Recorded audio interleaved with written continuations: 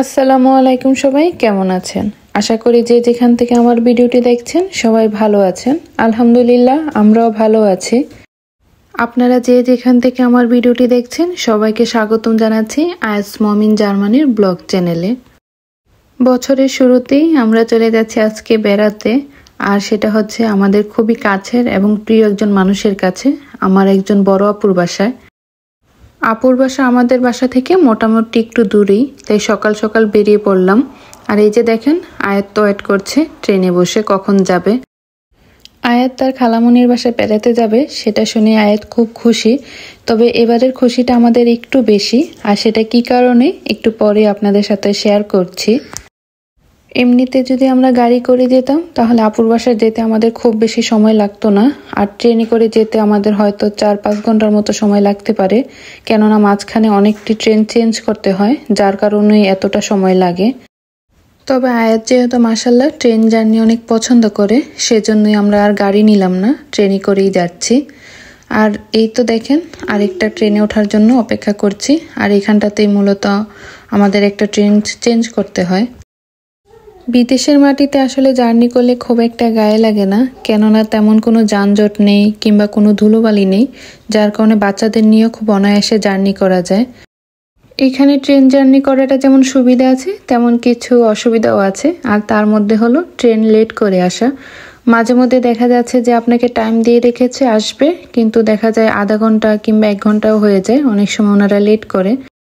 আজকে আমাদের যাওয়ার পথে আলহামদুলিল্লাহ আমরা খুব ভালোভাবে যেতে পারছি। তবে আয়াত একটু টায়ার্ড হয়ে গেছে, আসলে টায়ার্ড হওয়ারই কথা, খুব সকালেই ঘুম থেকে উঠেছে। আর ওকে হালকা একটু নাস্তা করিয়ে আমরা বেরিয়ে পড়েছি। আর এখন আমরা অপেক্ষা করছি আমাদের 3 নম্বর ট্রেনে ওঠার জন্য, আর মাঝখান দিয়ে আমরাও একটু নাস্তা করে নিয়েছি। আর এই যে দেখেন, মাশাল্লাহ আয়াত অনেক খুশি এখন। গতকালকের মতো আজকের ওয়েদারটা দেখেন কেমন মেঘলা হয়ে আছে, তবে ট্রেনের ভিতর থেকে বাহিরের দৃশ্যগুলো দেখতে খুবই সুন্দর লাগছে। আর আয়াতকে দেখেন, যেই তার সামনে দিয়ে একটা একটা করে ট্রেন যাচ্ছে সে বাই বাই দিচ্ছে।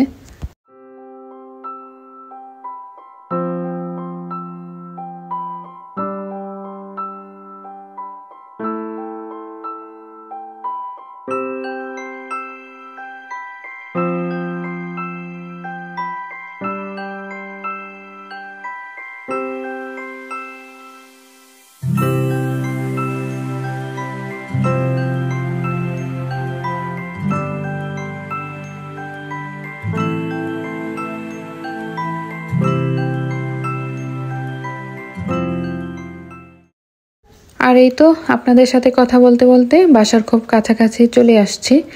আর একটু সামনে হেঁটে গেলেই হচ্ছে আপুদের বাসা। বাসার ভিতরে ঢুকতেই আপু খুব সুন্দর একটি অর্কিড ফ্লাওয়ার দিয়ে আমাদেরকে ওয়েলকাম জানিয়েছে। আর আপু জানে যে অর্কিড ফ্লাওয়ার আমার খুব পছন্দের। আর এই যে দেখেন, আয়াতকে বাসায় এসে লাফালাফি শুরু করে দিয়েছে। আর আমি এইদিকে টেবিলের উপর কিছু সুইটস আইটেম দেখে খাওয়া শুরু করে দিলাম।